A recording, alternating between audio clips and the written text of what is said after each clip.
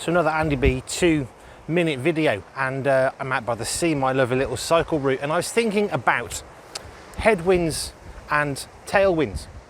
You can see it's windy, the camera's moving.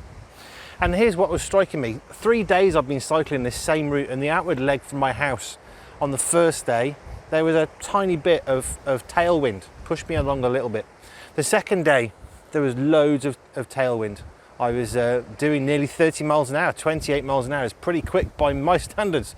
And then today, there was no wind behind me. Actually, it was slightly ahead of me. I'm doing half the speed, 14 miles an hour I was averaging, and working really hard too. And it got me thinking about the lives that we have. If you think about this purely psychologically for a minute, or whatever the right word is, if you are raised in a home with a mum and dad who are married, as a child, you are going to do better in life because you've got a more stable platform.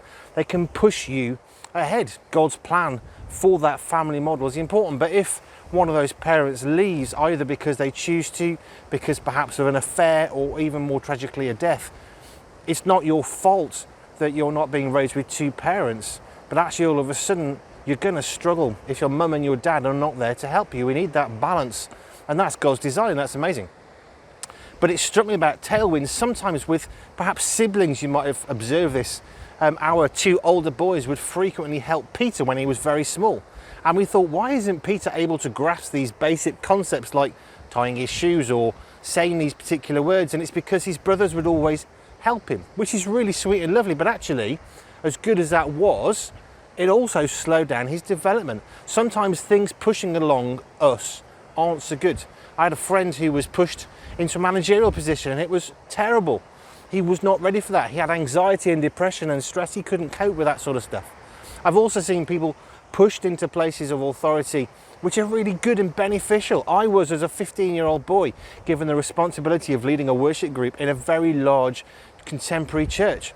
It was a good thing because God was with me, and I was helped and encouraged and protected and supported. And it made me who I am today, and I'm really glad that that minister back then helped me in that way. There are going to be things pushing us along. Some of those things can be great, some of them not so. So we need to be careful with that and balance that with whether it's really beneficial, and that means a bit of godly wisdom. But headwinds is the other issue. There are things that are going to push us. I remember being in a really terrible situation, and a friend was speaking of Joe and I, and he said, the thing is, if you're in a really bad situation where people aren't encouraging you and it's not a nurturing environment, you're only going to be able to prosper so well or do so well. And we were not doing very well. And he said, look at what's against you in this situation. And it was so encouraging to think, we're not failures. Actually, the people around us are really horrible and terrible management at a place that we were working. And that's why we were struggling. And it was a real good wisdom. So things are going to push us. Things are going to push against us and behind us. They're going to help us, they're going to hinder us. But we need some wisdom to know what's the difference. So don't worry if there's a headwind, just keep going.